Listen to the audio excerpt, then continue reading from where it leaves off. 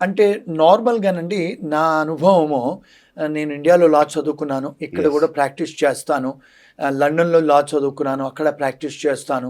ఆస్ట్రేలియాలో గూడా లా చదువుకున్నాను. అమెరికాలో కూడా లా చదువుకున్నాను. మళ్ళా పీహెచ్‌డీ ఉంది ఆర్టిఫిషియల్ ఇంటెలిజెన్స్‌లో. హ్మ్. నేను కొన్ని కన్సల్టింగ్ కంపెనీస్ కూడా అడ్వైస్ చేస్తా ఉంటాను.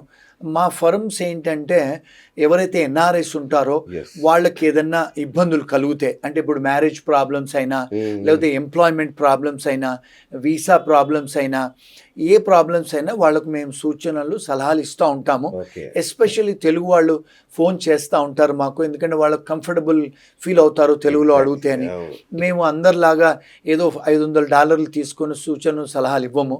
చాలా సార్లు కూడా ఫ్రీగా ఇస్తాము. ఇచ్చి వాళ్ళకి ఏదైనా కూడా ప్రాబ్లమ్స్ హెల్ప్ చేస్తాం. రెండోది ఏంటంటే ఇక్కడ అర్థం చేసుకోవాల్సింది మీ ప్రేక్షకులు, ఇప్పుడు మీరు ఒక ఇండియన్ అడ్వకేట్ దగ్గరికి వెళ్ళారనుకోండి ఒక అవును. విడాకుల గురించి, వాళ్ళు ఇండియాకు సంబంధించిన లా ప్రకారమే అడ్వైస్ చేస్తారు. అవును. ఇప్పుడు ఎవరన్నా మీరు యూఎస్ లాయర్ దగ్గరికి వెళ్ళారనుకోండి, మీరు ఒకవేళ హస్బెండ్ అండ్ వైఫ్ అమెరికాలో ఉంటున్నారు, టెక్సాస్‌లో. భార్యాభర్తలకు వాళ్ళకు విడాకుల ప్రాబ్లమ్ అవుతది. పిల్లలుంటారు, అక్కడ ప్రాపర్టీస్ ఉంటాయి, ఇక్కడ ప్రాపర్టీస్ ఉంటాయి.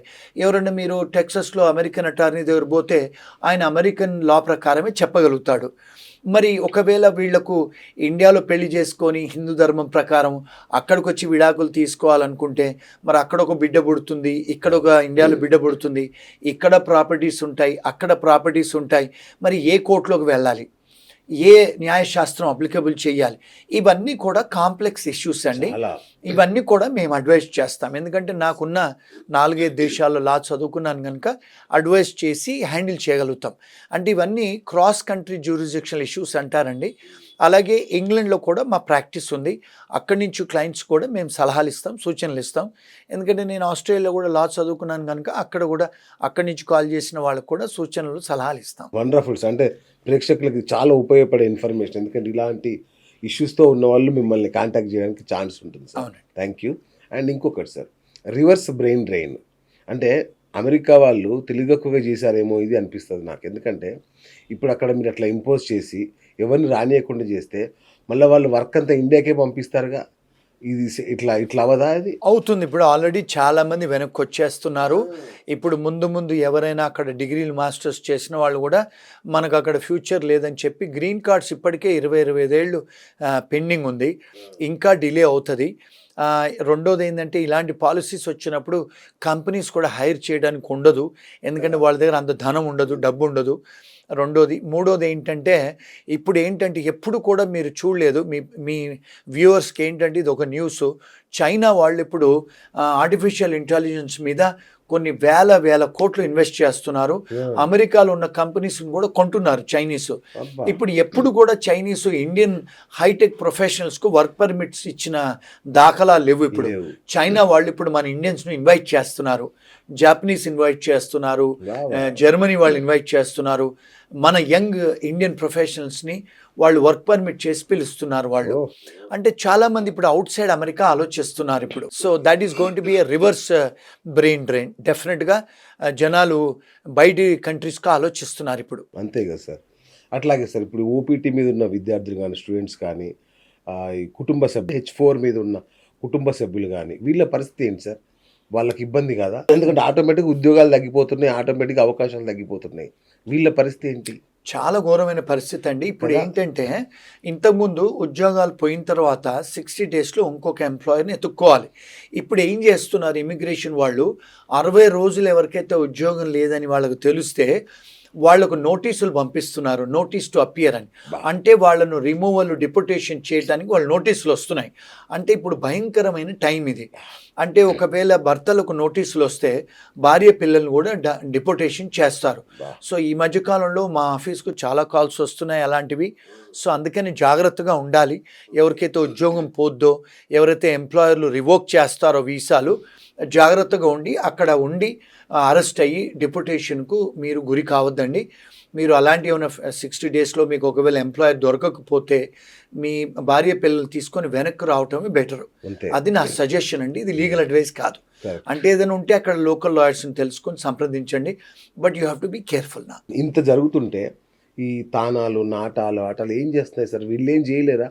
అంటే వీళ్ళు అమెరికా రాజకీయాల్లో అట్లలో చాలా కీలకమైన పాత్ర పోషిస్తారు కదా, వీళ్ళకి ఏం వర్డ్ లేదా చెప్పడానికి? అంటే ఇప్పుడు మీకు ఒక విషయం తెలియాలి. అంటే సార్. నేను చెప్పిన విషయం ఆటా తాటా వాళ్ళు నచ్చకపోవచ్చు. వాళ్ళు ఎవరు కూడా అమెరికన్ పాలిటిక్స్‌లో వీళ్ళు లాబీయిస్టులు కాదండి. ఉమ్, లాబియింగ్ అంటే ఏంటంటే వాషింగ్టన్ డీసీలో కూర్చొని పెద్ద పెద్ద కంపెనీస్ లాబియింగ్ చేస్తారు గవర్నమెంట్ ఆఫ్ అమెరికాకు. మన ఆటా తాటా వాళ్ళు ఆనవాళ్ళు వీళ్ళెవరు కూడా పొలిటికల్ లాబీయిస్ట్ కాదు వీళ్ళు. వీళ్ళు ఎంతసేపు సినిమా యాక్టర్లు పట్టుకురావటం, వీళ్ళంతా పెద్దవాళ్ళతో ఫోటోలు దిగటం, వాళ్ళు తెలుగు అంటే పండుగలు సెలబ్రేట్ చేసుకోవటమే కానీ ఎవరన్నా తెలుగు వాళ్ళు కష్టాల్లో ఉంటే ఆ డెడ్ బాడీస్ను పంపించడమే కానీ అలాంటివి చేస్తారు. వీళ్ళు పొలిటికల్ ఏం ఇంటర్ఫిరెన్స్ ఉండదండి. వీళ్ళు లాబింగ్ చెయ్యరండి మన వాళ్ళు ఎవరు. ఓకే. ఇప్పుడు రీసెంట్గా చూస్తే చాలా మటుకు తానాలు అవన్నీ కూడా ఇప్పుడు ఆడిట్లోకి వస్తున్నాయి. చాలా కుంభకోణాలు జరుగుతున్నాయండి. సార్, వీళ్ళు ఎవరు కూడా ఏం చేయలేరండి వీళ్ళు. ఇప్పటికి అందరికీ ఉన్న ఒక పెద్ద డౌట్ ఏంటంటే, ఇప్పుడు అమెరికాలో H1B వీసా మీద ఉన్న ఒక వ్యక్తి ఇండియాలో తల్లిదండ్రులకి అనారోగ్యం చేసింది, ఏదైనా ఎమర్జెన్సీ వర్క్ పడింది, రావచ్చా లేదా, వస్తే మళ్ళీ వెనక్కి పోవచ్చా లేదా? రావచ్చండి, దీని మీద ఇంకా చాలా మందికి డౌట్ ఉంది. రావచ్చు పోవచ్చండి. కానీ వాళ్ళకు ఒక క్లయింట్ ఉంటేనో లేకపోతే నిజంగానే ఉద్యోగం ఉంటేనే, వాళ్ళకి నిజంగానే పేరోల్ నడుస్తుంటేనో, వాళ్ళకి అవన్నీ లెజిటిమేట్గా ఉంటే వెళ్ళొచ్చండి, రావచ్చండి. ఓకే. డెఫినెట్గా ఎయిర్పోర్ట్లో సెకండరీ ఇన్స్పెక్షనో ఫస్ట్ ఇన్స్పెక్షన్లో అడుగుతారు. అడిగినప్పుడు వాళ్ళు కన్విన్స్ చేయగలిగితే I don't see any problems అండి. అంటే ఇప్పుడు వాయిదా వేసుకోవాల్సిన అవసరం లేదు టూర్ని. లేదండి. అంటే జాబ్ లేకపోతే మాత్రం రావద్దు ఇంకా. జాబ్ లేకపోతే వస్తే కష్టం అండి, మళ్ళీ వెనక్కి రాలేరు. ఇప్పుడు రీసెంట్గా కొంతమంది పంజాబీ వాళ్ళు ఇంతకుముందు పొలిటికల్ అసైలం ఫైల్ చేసుకొని గ్రీన్ కార్డు తెచ్చుకున్నారు. ఓకే. తెచ్చుకొని వాళ్ళు మీరు పొలిటికల్ అసైలం అంటే ఏంటండి, మీ దేశంతో మీకు ఇబ్బంది ఉంది అని మరి గ్రీన్ కార్డు తీసుకొని మీరు అమెరికన్ సిటిజన్స్ కాకముందు దయాభిక్ష ధర్మం, దయాభిక్ష దయాభిక్ష. మరి మళ్ళీ ఇండియాకు మీరు ఫ్యామిలీని అటెండ్ చేసుకొని వెనక్కి వస్తుంటే ఎయిర్పోర్ట్లో వాళ్ళని అరెస్ట్ చేసి మీకు దయాభిక్ష అని చెప్పి మా దగ్గర గ్రీన్ కార్డులు తీసుకున్నారు, మరి ఇప్పుడు మీరు ఇండియాలో భయం లేదా, మరి ఎందుకు వెళ్తున్నారని చెప్పి అరెస్ట్ చేసి కుటుంబాన్ని వెనక్కి పంపిస్తున్నారు. బా. ఇవన్నీ కూడా మీడియా వాళ్ళు ఏం చేసి వంకరగా చెప్తారండి, కానీ ఓకే. అసలైన విషయాలు చెప్పరు. సో మేమంటే అక్కడ రోజు చూస్తుంటాము. కరెక్ట్, మా ఆఫీస్కు బోల్డని కాల్స్ వస్తూ ఉంటాయి. నేను నా అనుభవం ఒక 35 ఏళ్ళు న్యాయ వృత్తిలో ఉన్నాను కనుక నాకు తెలుసు కనుక నేను చెప్పగలుగుతానండి. ఇప్పుడు ఇంకా కలలు కంటూనే ఉన్నారు చాలా మంది, కళ్ళలో ఇంకా ఆశ ఉంది, మనం అమెరికా పోతాము అని. మరి H1B వీసాల సంగతి ఏంటి సార్? కొత్తగా యూత్ ట్రై చేయొచ్చా, లేదంటే స్టే వచ్చే వరకు ఆగాల, అసలు ఆలోచనే మానేయాలా? చేయొచ్చని నేను అనుకుంటానండి. ఓకే. ఎందుకంటే వాళ్ళు ఏమన్నారంటే ఇప్పుడు స్టూడెంట్ వీసా నుంచి H1 చేసుకునేటోళ్ళకి ఇది అప్లికబుల్ కాదు. అచ్చా. కానీ ఏమంటున్నారంటే బయట దేశం అంటే వేరే కంట్రీస్ నుంచి ఇక్కడి నుంచి ఎవరైతే కౌన్సిలేట్ అప్రూవల్ తీసుకొని Sir. లోపలికి వచ్చే వాళ్లకు $1,00,000 అది ఒక ఫీ సర్చార్జ్ పే చేయాలని అంటున్నారు. సో అక్కడున్న స్టూడెంట్స్కి నేనైతే ఇబ్బంది అవుతుంది అని నేను అనుకోను.